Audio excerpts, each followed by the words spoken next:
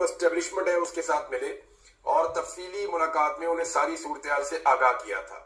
उसके बाद अगले 48 से 72 घंटों में जो पाकिस्तानी ओवरसीज वहां पे मौजूद हैं, पाकिस्तानी अमेरिकन, उनके साथ रिचर्ड ग्रेनल की भी मुलाकातें हुई, वो भी एंगेज हो गया और वो अब तक पूरी तरह से मुतहर्रिक है। और मैं क्योंकि अब यहाँ तक पहुंचा हूं और मेरी लोगों से बातचीत हुई है और उन्होंने कंफर्म किया है कि जी हमारी जो 26 नवंबर को यहाँ पे जो कुछ भी पाकिस्तान में हुआ था, हमने रियल टाइम में सारी इंफॉर्मेशन अमेरिका की जो आने वाली इंतजामिया है, हुकूमत है, उनको हमने सब कुछ बता दिया था। रिचर्ड ग्रेनल उन्हीं दिनों में एक्टिवेट हुआ था। अब मैं आपको जो खबर दे रहा हूं ये बड़ी खबर है और इसकी कंफर्मेशन है और हुकूमत के लिए परेशान होने की बात इसलिए है कि रिचर्ड ग्रेनल ने अब तक जो कुछ भी किया है या जो कुछ भी कहा है वो इंफरादी हैसियत में नहीं किया।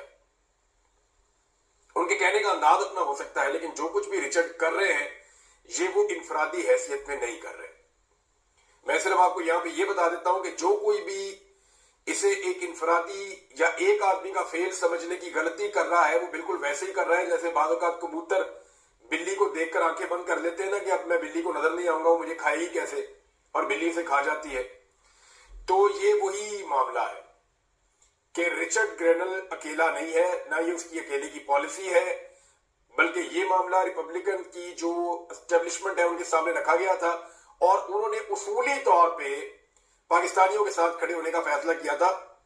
स्पेशली ये जो इंसानी हकूक की खिलाफ वर्जियों के मामला हो रहे हैं पाकिस्तान में, इस हवाले से अब इस पे जो है वो हुकूमत बहुत परेशान है और इतनी परेशान है कि उन्होंने एक नया बयानिया बनाना शुरू कर दिया है।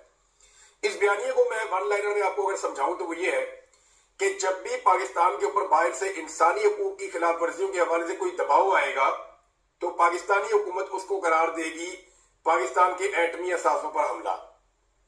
मिसाल के तौर पे मुझे गायब कर दिया गया, किसी और सहाफी को खुदा न खास्ता गायब कर दिया गया, किसी शख्स के ऊपर झूठा मुकदमा बना दिया गया, लोगों को गोलियां खुदा न खास्ता मार दी गई, या कोई भी जुल्म और जबर पाकिस्तान में पाकिस्तान की मौजूदा हुकूमत जब भी करेगी तो बाहर से दुनिया से जब भी उसके खिलाफ आवाज उठाई जाएगी तो पाकिस्तानी हुकूमत अब ये करेगी, देखिए जी हमारे एटमी असासे खतरे में पड़ गए, देखिए जी हमारी कौमी सलामती खतरे में पड़ गई। इन्होंने अब एक नया फॉर्मूला अपनाया है जो पाकिस्तान की एस्टेब्लिशमेंट वो ये नहीं कर रही, क्योंकि अमेरिका के खिलाफ पाकिस्तान की एस्टेब्लिशमेंट मैंने आपको बताया कभी नहीं जाती। वो कभी भी अमेरिका के खिलाफ पाकिस्तान की मिलिट्री एस्टेब्लिशमेंट स्पेशली कभी नहीं जाएगी।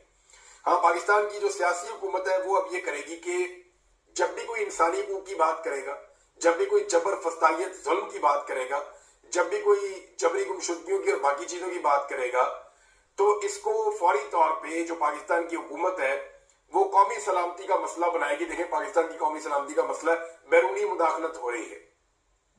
इंसानी हकूक का मामला जो होता है वो कभी भी किसी मुल्क का अंदरूनी मामला नहीं होता, वो एक आलमी मसला होता है, एक आलमी अलमिया होता है और उसके खिलाफ कोई भी आवाज पूरी दुनिया में उठा सकता है। हाँ, हुकूमतें गिराना, हुकूमतों को बदलना, अपनी मर्जी के बंदे लाना, किसी मुल्क के अंदर अड्डे छीन लेना, ड्रोन हमले उस मुल्क के अंदर होना, उस मुल्क के अंदर ऐसे ऑपरेशंस होना जिससे उस मुल्क के अमन अमान को खतरा हो रहा हो, या उस मुल्क की पॉलिसीज को बनाना, ये वो सारी चीजें हैं जो गलत है। ये वो सारी चीजें हैं जो मुदाखलत है उस मुल्क के अंदरूनी मामलात के अंदर, जैसा कि वो साइफर वाला मामला आपको अच्छी तरह याद है। अब ये इंसानी हकूक वाले मामले को ऐसे इस्तेमाल करेंगे। एक और चीज है, अयाज सादिक साहब ने एक स्टेटमेंट दिया, मैं यहां पे पहले ही आपको बता देता हूं, ये भी क्योंकि बयानिया की बात हो रही है ना, तो बयानिया उन्होंने बनाया मुल्क पर पाबंदियों की हमायत करने वाले पाकिस्तानी नहीं है। एक तो अयाज सादिक साहब, पाकिस्तान में किसी ने भी इन जो पाबंदियां लगी है इनकी हमायत नहीं की। सिर्फ एक पॉलिटिकल पार्टी है जिसने खुलकर इसकी मुखालफत की और पहले मिनट से की, यानी उन्होंने सोचा भी नहीं, उन्होंने मशवरा भी नहीं किया, उन्होंने मुखालफत कर दी। जो जहां बैठा हुआ था उसने वहीं से मुखालफत कर दी और वो पाकिस्तान तरीके इंसाफ है। जो पाकिस्तान के ऊपर पाबंदियां लगी हैं मजाइलों के हवाले से, उस पर बतौर पॉलिटिकल पार्टी अगर किसी ने मजम्मत की है तो वो पाकिस्तान तरीके इंसाफ नहीं है। अब अयाज सादिक साहब कह रहे हैं कि पाबंदियों की हमायत करने वाले पाकिस्तानी नहीं है। मैं एक और बात कहना चाहता हूं कि जो पाबंदियों पर खामोश रहे, क्या वो कोई पे वतन पाकिस्तानी है?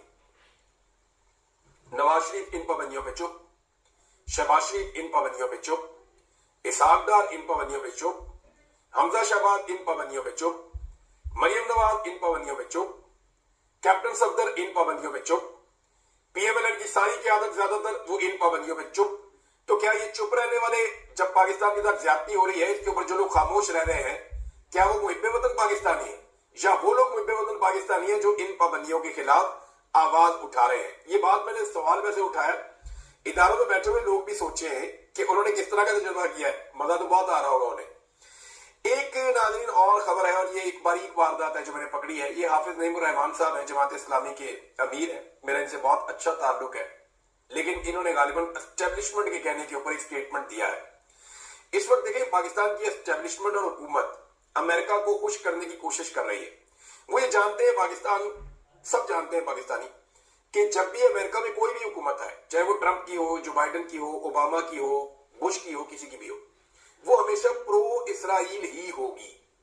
इसराइल की बड़ी इन्वेस्टमेंट है, बड़ी मेहनत है, अमेरिका में उन्होंने बड़ी लॉबिंग की हुई है। तो जो भी हुकूमत अमेरिका में आएगी वो इसराइल के प्रो होगी, यानी वो इसराइल से मोहब्बत करने वाली होगी। जो भी आएगी, ऐसी कोई हुकूमत मैंने देखी नहीं जो इसराइल के साथ प्यार नहीं करती अमेरिका की। तो लाजमन जो अब हुकूमत आ रही है वो भी प्यार ही करेगी उनसे, जो पहले थी वो भी प्यार ही करेगी। तो ये पैकेज जो पाकिस्तान में तैयार किया जा रहा है कि हम आपको क्या दे सकते हैं, अब उसके लिए जरूरी समझा गया कि इमरान खान से इस मौका पर इसराइल के खिलाफ बयान दिलवाए जाएं। हालांकि वो जेल के अंदर बंद है। आप नईमुर रहमान का स्टेटमेंट देखें, बानी पीटीआई जेल से ऐलान करें कि इसराइल को नहीं मानते, और उन्होंने कहा हुकूमत और पीटीआई के दरमियान मुज़ाकरा की हमायत करते हैं और चाहते हैं कि बानी पीटीआई आज जेल से ऐलान करें कि इसराइल को नहीं मानते। अब सवाल मेरा ये है हाफिज नईमुर रहमान साहब से, एस्टेब्लिशमेंट के कहने पे आपने ये डिमांड तो डाल दी, आपने सोचा है कि उन्होंने ये डिमांड डलवाई क्यों आपसे? मैं आपको बताता हूं। देखिए, ये जो इमरान खान साहब है, क्या इन्होंने कभी जिंदगी में कहा कि मैं इसराइल को मानता हूं और फलस्तीन को नहीं मानता? क्या पाकिस्तान में किसी और लीडर ने इसराइल के खिलाफ और फलस्तीन के हक में इतनी आवाज उठाई जितनी इमरान खान ने उठाई? किसी ने भी नहीं किया। इमरान खान ने इसकी कीमत भी चुकाई है। मौजूदा हुकूमत के वफादार जो है वो इसराइल में जाते हैं अपना वफ्द लेकर। हुकूमत में जो बैठे हुए लोग हैं हाफिज नईमुर रहमान उनसे नहीं कह रहे कि इसराइल में बात करो। कितनी बड़ी वारदात है। देखें आप, जो हुकूमत के अंदर जमातें बैठी हुई है, हुकूमत के अंदर जो लोग बैठे हुए हैं, जो जाते हैं इसराइल के अंदर, उनके वफादार लोग इसराइल के अंदर अपना वफ्द लेकर भी जाते हैं, उनको हाफिज नईमुर रहमान नहीं कह रहे कि तुम कहो कि तुम इसराइल को नहीं मानते। वो जो आदमी जेल में